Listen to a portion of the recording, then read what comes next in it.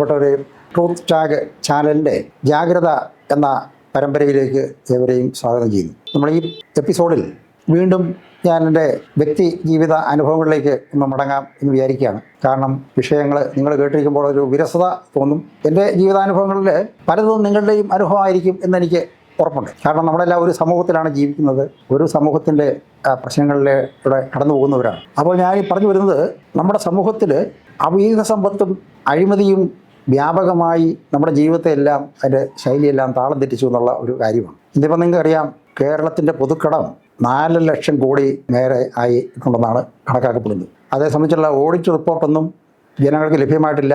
അത് നിയമസഭയിലോ അല്ലെങ്കിൽ മറ്റേതെങ്കിലും തരത്തിലോ ആധികാരികമായിട്ട് അവതരിപ്പിക്കപ്പെട്ടിട്ടില്ല.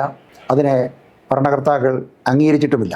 എങ്കിലും ഇതൊരു യാഥാർത്ഥ്യമായിട്ട് കിടക്കുകയാണ്. നിരന്തരമായിട്ട് കടം വാങ്ങിച്ച് സ്ഥാപനങ്ങൾ നടത്തുക, ആ സ്ഥാപനങ്ങൾ ഉപയോഗിച്ച് ചൂണ്ടിക്കാണിച്ചുകൊണ്ട് വീണ്ടും കടമെടുക്കുക.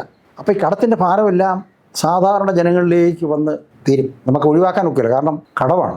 ഈ സമൂഹത്തിന് വേണ്ടി, മലയാളി സമൂഹത്തിന് വേണ്ടിയിട്ട് ഭരണകർത്താക്കൾ വരുത്തി വെച്ച കടമാണ്. അതിലെവിടെ ജനിക്കുന്ന ഓരോ കുട്ടിയും ആ കടം തീർത്തിട്ട് ഇവിടുന്ന് കടന്നു പോകാനൊക്കെ ഉള്ളൂ.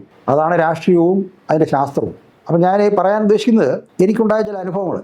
1975 കാലഘട്ടങ്ങളിൽ ഞാൻ മംഗലാപുരം എന്ന് പറയുന്ന സ്ഥലത്ത് ജോലി ചെയ്തിരുന്നു.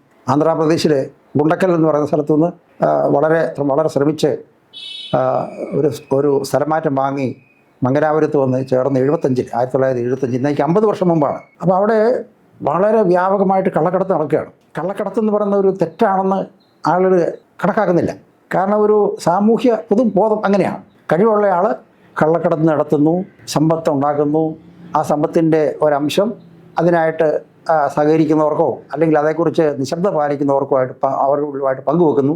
അവരെല്ലാവരും സന്തോഷമാണ്. സാധാരണ ജനങ്ങൾ ഇതൊന്നും അറിയുന്നേയില്ല. അപ്പം ഞാൻ ആ ജോലിയിൽ ചേർന്ന സ്ഥലത്ത് എനിക്ക് അന്ന് വിവാഹമൊന്നും കഴിച്ചിട്ടില്ല, ഒറ്റയ്ക്ക് താമസിക്കായതുകൊണ്ട് മുറിയിൽ തനിച്ചിരിക്കാൻ ഉള്ള മടുപ്പുകൊണ്ട് ഞാൻ എൻ്റെ ജോലി സമയം കഴിഞ്ഞാലും ഓഫീസിലുണ്ടാവും.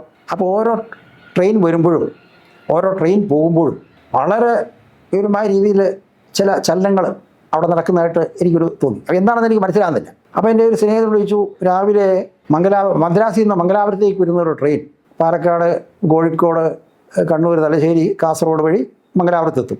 അപ്പോൾ ഇതിൽ കുറേ ആൾക്കാർ വന്നിറങ്ങുകയാണ്. അവരെ സ്വീകരിക്കാനും ആനയിക്കാനും പുറത്തെത്തിക്കാനുമായിട്ട് ഒരു പറ്റം ഉദ്യോഗസ്ഥന്മാരടക്കമുള്ള ആൾക്കാർ പോകുന്നു. അപ്പോൾ ഞാൻ എൻ്റെ സ്നേഹിതൻ വിളിച്ചു, ഇതെന്താ സംഭവം? ഇത് പഴയ രാജാക്കന്മാരെ പോലെയൊക്കെയുള്ള ഒരു സംഭവമാണ്. അപ്പം ഇദ്ദേഹം പറയും, നിങ്ങൾക്കൊന്നും അറിഞ്ഞില്ലേ, ഇദ്ദേഹമാണ് നമ്മളിവിടുത്തെ രാജസ്ഥാനം വഹിക്കുന്നയാൾ. ഇദ്ദേഹം വിചാരിച്ചാൽ എന്തും നടക്കും. അപ്പോൾ ബോംബെയിൽ നിന്നോ അല്ലെങ്കിൽ കാർവാറിൽ നിന്നോ കുണ്ടയെന്നോ മംഗലാപുരത്തോ അല്ലെങ്കിൽ അവിടെ നിന്നുള്ള ആ പ്രദേശങ്ങളിൽ നിന്നുള്ള ഇവിടെ കടത്തിക്കൊണ്ടുവന്നുള്ള സാധനങ്ങൾ കേരളത്തിൽ എത്തിച്ച് കേരളത്തിലെ കമ്പോളങ്ങളിൽ അത് വിറ്റഴിക്കുക, അതിൻ്റെ പണം ആർക്കുക. ഇതിന് കണക്കൊന്നുമില്ല. ഈ കണക്ക് നോക്കാനോ ഇതിനെ പരിശോധിക്കാനോ ഒന്നും അവിടെ ഒരു സംവിധാനമില്ല. അപ്പോൾ ഈ സംവിധാനമുള്ളത് അന്ന് കോഴിക്കോട്, കണ്ണൂർ ജില്ലാ കളക്ടർമാരെയും SP-മാരെയും DYSP-മാരെയും അതുപോലെയുള്ള ഉദ്യോഗസ്ഥന്മാരെ നിയമിക്കുന്നത് ഈ താല്പര്യമുള്ള ആളുകൾ രാഷ്ട്രീയക്കാരെ സ്വാധീനം ചെലുത്തിയിട്ടാണ്. അതിന് പ്രതിഫലമായിട്ട് രാഷ്ട്രീയക്കാർ ഇലക്ഷൻ ചെലവിനെന്നോ അല്ലെങ്കിൽ മറ്റ് പാർട്ടി പ്രവർത്തനത്തെ പറഞ്ഞ് ഫണ്ട് വാങ്ങി. അങ്ങനെ വലിയ തോതിൽ പണം നമ്മുടെ നാട്ടിലേക്ക്, പ്രത്യേകിച്ച് കേരളത്തിലേക്ക് പ്രവഹിച്ചിട്ടുണ്ട്. അപ്പോൾ ഇത് എങ്ങനെയാണ് കണക്കില്ലാത്ത പണം ഏത് രീതിയിൽ നമ്മളെ ബാധിക്കും എന്നുള്ളതിനെക്കുറിച്ച് ഞാനിങ്ങനെ ഒരു അന്വേഷണം നടത്തിയപ്പോൾ അതെല്ലാം നമ്മുടെ സാമ്പത്തിക രംഗത്തെ തകിടം മറിക്കുന്നതാണ്. നമ്മുടെ ഭരണരംഗത്തെ തകിടം മറിക്കും. നമ്മുടെ കമ്പോളത്തിലൊക്കെ അതിൻ്റെ വലിയ ഇതുണ്ടാവും. മനുഷ്യൻ്റെ സാമൂഹ്യ ജീവിതത്തിനെ വലിയ തോതിൽ ബാധിക്കും എന്നൊക്കെ ഉണ്ട്. പക്ഷേ ആരോടും പറയാൻ നിവൃത്തിയില്ല. ആരോടാ പറയുക ഇതൊക്കെ? അപ്പം അന്ന് ഒരു പ്രസ്ഥാനം, ഈ മാറ്റങ്ങൾക്ക് വേണ്ടിയിട്ട് ഉള്ള ഒരു പ്രസ്ഥാനമായിട്ട് വന്നത് നക്സൽ പ്രസ്ഥാനമാണ്. നക്സൽ വാരിയിൽ ചാരുമജുംദാർ തുടങ്ങി വെച്ച ഒരു വിപ്ലവം അത് കേരളത്തിൽ പ്രാവർത്തികമാക്കാം എന്ന് കുറേ ആളുകൾ അങ്ങ് വിശ്വസിച്ചു. ജനങ്ങളൊക്കെ ആകെ നിരാശരാണ്. തൊഴിൽ പ്രശ്നങ്ങളുണ്ട്, ആളുകൾക്ക് വരുമാനമില്ല, സമ്പന്നന്മാരുടെ കീഴിൽ കുടിയാന്മാരും പാട്ടക്കാരും എല്ലാം കഷ്ടപ്പെട്ട് കഴിയുന്നു. അപ്പോൾ ആ ഒരു വിപ്ലവം കേരളത്തിൽ സാധ്യമാകും എന്ന് ഈ ഇടത് പാർട്ടിക്ക് വിപ്ലവ ബോധം പോരാ എന്ന് കരുതുന്ന കുറേ പേർ ചേർന്ന് നക്സൽ പ്രസ്ഥാനത്തിനോടെ രൂപം കൊടുക്കുകയുണ്ടായി. നിങ്ങൾക്കെല്ലാം അറിയാവുന്ന കുറച്ച് പേരെങ്കിലും വായിച്ചിട്ടുണ്ടാവും. 1970-കളിലൊക്കെയാണ് അതിൻ്റെ വലിയ ഇത് ഉണ്ടാകുന്നത്. അപ്പോൾ ഈ ഒരു സംഗതി, നമ്മുടെ സാമൂഹിക പരിവർത്തനം വിപ്ലവത്തിലൂടെ സാധ്യമാകും എന്ന് കരുതിയ കുറേ ആൾക്കാർ തലശ്ശേരി പോലീസ് സ്റ്റേഷൻ ആക്രമണം, വയനാട്ടിലെ ജന്മിമാർക്കെതിരായിട്ടുള്ള പ്രശ്നം, ചില ജന്മിമാരെ കൊല്ലപ്പെട്ടു, കിസാൻ തൊമ്മൻ അടക്കമുള്ള ആളുകൾ അപകടത്തിൽ മരിച്ചു, വർഗീസ് വെടി കൊണ്ട് മരിച്ചു, അപ്പോൾ ഇങ്ങനെ ഒരു വലിയ ഒരു പിന്നെ തിളച്ചു മറിയുന്നൊരു കാലം. അപ്പോൾ ഇടത് പാർട്ടികൾ എടുത്ത തീരുമാനം, അവരെടുത്ത നിലപാടെന്ന് പറയുന്ന ഒരു തന്ത്രപരമായ തീരുമാനം എന്ന് പറയുന്നത് ജനാധിപത്യം നമുക്ക് ഉപയോഗിക്കാം, നമ്മുടെ ലക്ഷ്യത്തിലേക്ക് ജനാധിപത്യം ഒരു മാർഗമായിട്ട് നമുക്ക് ഉപയോഗിക്കാം. അപ്പോൾ പാർലമെൻ്ററി വ്യാമോഹം എന്നൊക്കെ അവർ പറഞ്ഞിരുന്ന ആ കാര്യം, പാർലമെൻറ്റിനെയും നിയമസഭയെയും അല്ലെങ്കിൽ തദ്ദേശ സ്ഥാപനങ്ങളെയൊക്കെ നമുക്ക് എല്ലാ സാധ്യതകളും നമ്മൾ ഉപയോഗിച്ച് ഈ കമ്മ്യൂണിസം നമ്മുടെ രാജ്യത്ത് വ്യാപിപ്പിക്കണം, അത് വളർത്തിയെടുക്കണം എന്നുള്ള നിലപാടാണ്. അപ്പോൾ അവർ ഭരണഘടനയ്ക്ക് ഉള്ളിൽ നിന്ന് പ്രവർത്തിക്കുന്ന സംഘടനയാണ് എന്നുള്ള രീതിയിൽ അവരുടെ പ്രവർത്തനം നടക്കുന്നു. ഭരണഘടനയ്ക്ക് അതീതമായിട്ട് ജനങ്ങളുടെ ഒത്തുചേരലിലൂടെ ഈ രാജ്യത്ത് മാറ്റം ഉണ്ടാക്കണം എന്ന് കരുതുന്ന ഒരു വിഭാഗം നക്സൽ ചിന്താഗതിക്കാർ നടക്കുന്നു. അപ്പോൾ വലിയൊരു ചേരിതിരിവുണ്ടായി.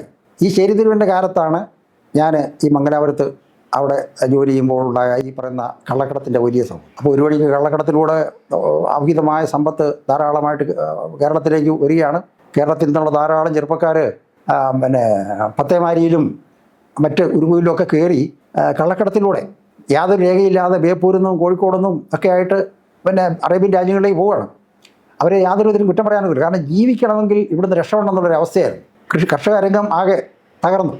മറ്റ് ഉൽപ്പന്നങ്ങൾക്കൊന്നും വിലയില്ല, തൊഴിലില്ല.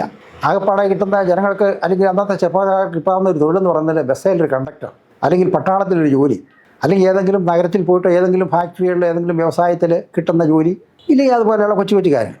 അപ്പോൾ എങ്ങനെയെങ്കിലും രക്ഷപ്പെടുക എന്നുള്ള ദിവസകൂടി പലരും ഇവിടുന്ന് രാജ്യം വിടുകയാണ്. നാടോടിക്കാരെന്ന് പറയുന്ന സിനിമ നിങ്ങൾ കണ്ടിട്ടുള്ളവരായിരിക്കും മിക്കവാറും. അതിൽ ഗഫൂർക്ക എന്ന് പറഞ്ഞൊരു കഥാപാത്രമുണ്ട് മാമുക്കോയുടെ. അദ്ദേഹം പറയുന്ന ആ ഒരു ഇതാണ് അന്നത്തെ നമ്മുടെ ഇടനിലക്കാരൻ.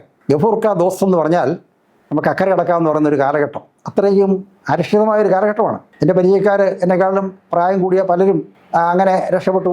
അവിടെ ചെന്ന് ചിലർ ജയിലിലായി, ചിലരുടെ ജീവൻ നഷ്ടപ്പെട്ടു, ചിലർ കുറേ കാലോടെ പിന്നെ അജ്ഞാതരായിട്ട് കഴിഞ്ഞ ജോലിയൊക്കെ ചെയ്ത് പൈസയൊക്കെ ഉണ്ടാക്കി ആരെയൊക്കെയോ സ്വാധീനിച്ച് യാത്രാരേഖകളൊക്കെ ഉണ്ടാക്കി അവർ തിരിച്ചു വന്നു. സാമ്പത്തികമായിട്ട് കുറേ മാറ്റമുണ്ടായി. അപ്പോൾ ഈ ഒരു 70 കാലഘട്ടങ്ങളിൽ തിളച്ചു മറിയുന്ന ഒരു രാഷ്ട്രീയ രംഗം, അന്ന് ഇടതുപക്ഷ പാർട്ടികൾക്കും കോൺഗ്രസിനൊക്കും അല്ലെങ്കിൽ വലതുപക്ഷങ്ങൾക്കൊക്കെ കുറച്ചുകൂടെ ആദർശപരമായ ഒരു ആഭിമുഖ്യം ഉണ്ടായിരുന്നു.